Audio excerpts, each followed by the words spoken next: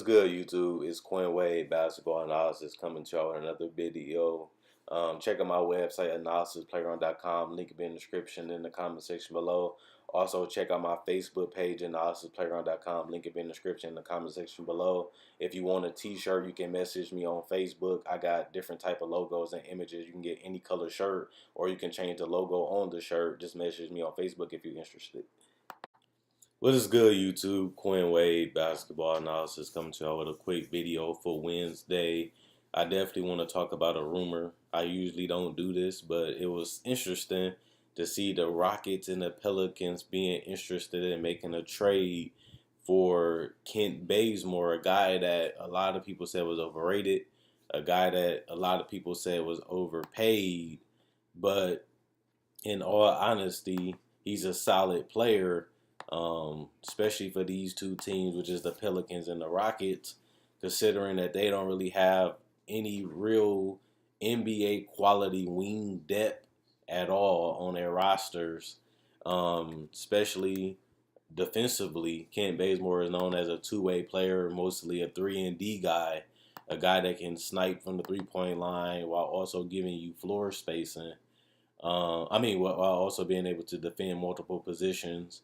He shot 39% from three last year on 4.2 attempts, while still giving you 3.8 rebounds, 3.5 assists, and 1.5 steals and 13 points a game with the Atlanta Hawks. And you got to wonder, too, the Hawks are rebuilding. They have Taurean Prince. They have Trae Young. They got rid of Schroeder. They let Paul Millsap walk. They let Dwight Howard walk. Maybe they want a new crop of guys that come in this year.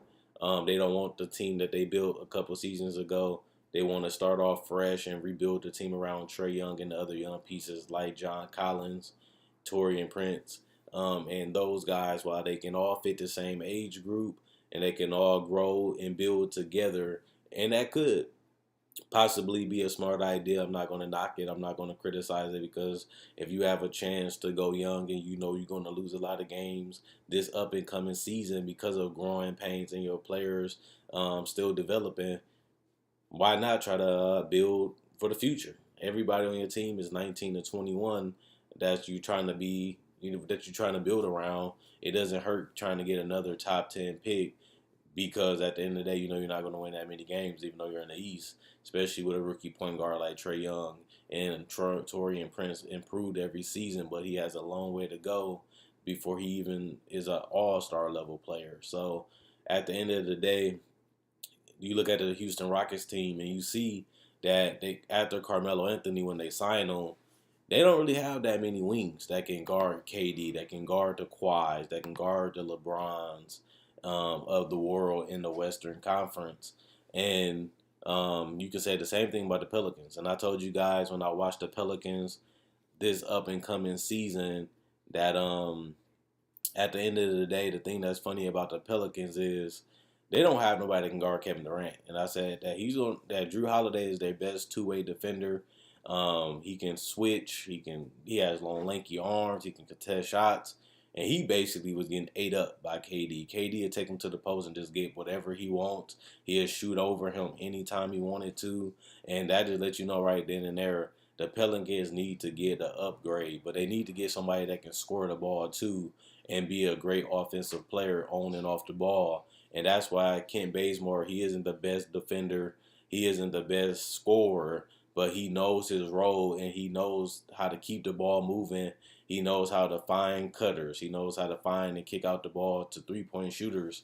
And he can knock down the three at 39%, like I said about him last season. And if he's able to do stuff like that, that's a big difference, knowing that you got a guy that shot 39%, but just imagine how good he shot from the three-point line, from spot-up threes, uncontested threes. So you have a guy like Chris Paul and James Harden that's going to break down the defense or do pick and roll, and you're going to be a player that's always going to get that space and that room to shoot the three. And you have a guy like Kent Bazemore in that corner that can knock it down and be deadly. That makes everybody have to rearrange how they guard you and rethink how they guard you. Carmelo had one season of shooting 40%, but that was a while ago. 39% on 4.2 attempts. That's right up the Rockets' alley. Matter of fact, you want to shoot 35 or above. That's above average, especially considering that they didn't really have elite playmakers on that roster last year, and they didn't have the best floor spacing on that roster. And that's different in Houston and in New Orleans, where they have players that can create for him while also have players that can make his shots even better because they can draw the double team and they can collapse the defense, which means he gets easier opportunities at the rim, whether it's, taking the ball off the dribble, pump faking, or just if they close out too hard, getting to the rim and getting a layup or a dunk. But not only that, making that extra pass that can potentially be a layup for AD, that can be a three for Drew Holiday, or even like Solomon Hill or other guys like that. That extra knowledge and that basketball IQ really helps a team like that because he can make the right play, he can make the right read, whether he's scoring, spotting up, or even just playing good defensively. Now, some people think that Kent Bazemore is definitely overrated defensively. At the end of the day, I never was a big, he's not one of the best defenders. I just give him his respect. He is lanky, he is long, he is a legitimate 6'7", and he can play the 2 or the 3 or switch to play the 4 or even guard some point guards at some times. And he might not be the best defender helping. He might not be the best on ball defender. He might gamble a little bit, but other than that, you just want somebody that you can plug in and just be, some type of wing type of position because James Harden not going to play any defense. You can say the same thing about Clint Capella. I'm not Clint Capella, Carmelo Anthony. So you still need somebody at that 2, 3, and 4 that can at least guard somebody on the perimeter besides Chris Paul, and you will have that in Kent Bazemore. That's the same thing they did with Clint Capella.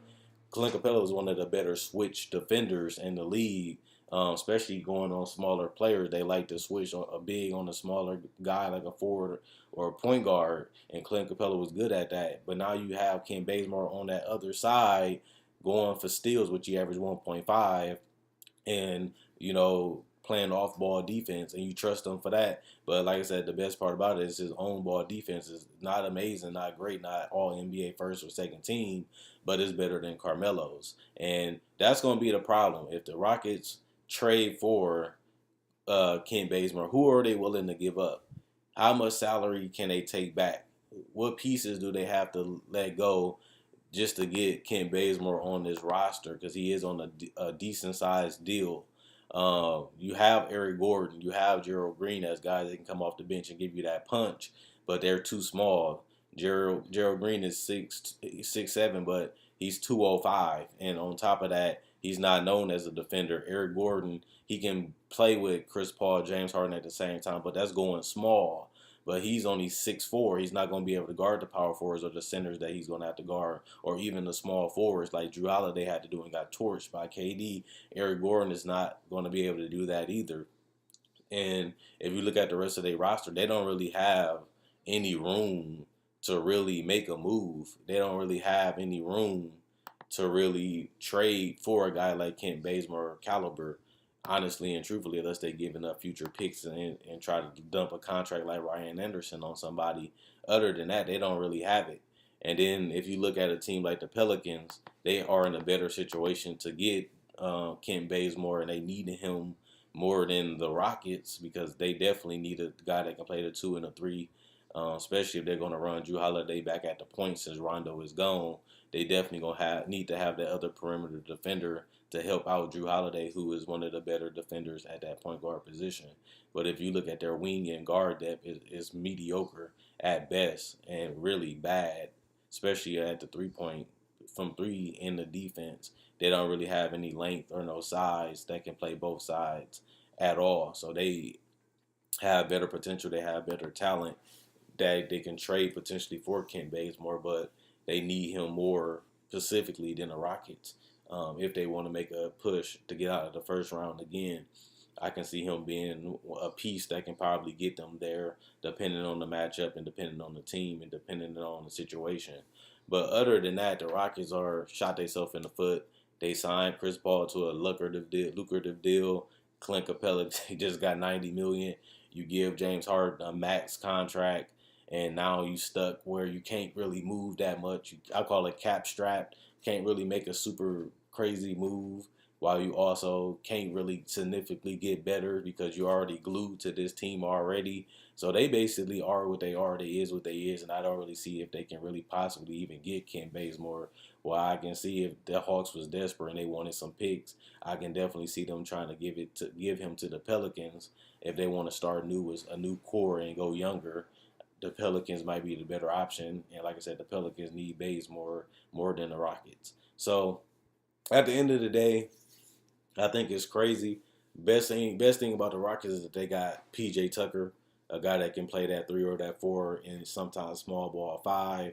But it will always be good to have that extra perimeter defender out there to help Chris Paul besides Tucker. And they don't really have that guy right now on the Rockets because they lost Bahamute and they lost Trevor Ariza, and they basically didn't replace them with any defenders at all. Even if you look at the complete roster and how they free agency went, they got better offensively. Other than that, they're going to have to really buy into Chris Paul and James Harden dominating offensively, and Clint Capella just continuing to improve if they want to, pick up where they left off at, and that was a 65-win team. I still think they can get you 50. I still think they can possibly get you 60, but the West is a bloodbath, and you need to upgrade your talent as much as you can. And that's why I was saying made this video for the Pelicans too, because you get to the playoffs and you get out of the first round, but now you lose a talent like DeMarcus Cousins that you don't get back, and on top of that, you lose Rajon Rondo, which was a big part of their winning, especially in the playoffs too, getting the rebounds, getting the pass, and making the right decisions, and helping AD out with his ability to create shots for him too. You lose all of that, and now you replace them with some mediocre to bad talent, and now you got to go out there and go in the bloodbath of West with a new LeBron, better Nuggets, and even a better Dallas team, and even Minnesota. They're going to have a healthy Jimmy Butler. The Spurs going to have DeMar DeRozan to take Kawhi Leonard place where he only played 8 games. And then OKC get rid of Carmelo, so they should be able to focus more on Paul George and Russell. You're in a situation where, the Pelicans not guaranteed to make the playoffs this year, so they need to make those moves to get back into that spot. But Anthony Davis is a beast, and he's unstoppable and unguardable. And Drew Holiday, he hasn't been able to stay healthy, but last year was a positive sign that he can possibly in the future. And that's all you can really bet on. But other than that, they lack depth. And you can really say that about the Rockets as of right now. But I think Daryl Morey will fix that by the end of the season. By basically the middle of the season, I should say. So let me know what you guys think. Do you think the Pelicans should try to push hard to get Kent Bazemore? Do you think the Rockets should try to make a move to get Kent Bazemore to upgrade that wing depth in that person that can play the 2-3 or even the small ball 4? And give him 3-point shooting and passing at that position?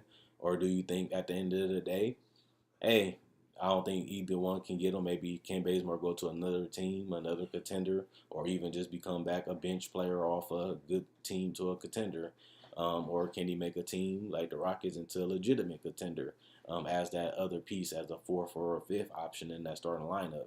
Let me know what you guys think about Kent Bazemore. Let me know if you think the Hawks should trade him. Let me know if you think the Rockets really need him. Let me know if you think that he'll help the Pelicans a lot, or they don't need him at all either.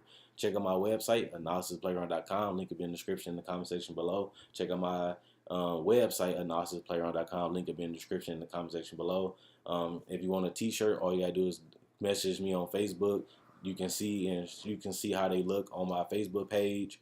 And if you want one, just message me on Facebook and I can send you one out. Point Wave Basketball Analysis, I'm gone. And let me know what you think about Kent Bazemore becoming a trade commodity.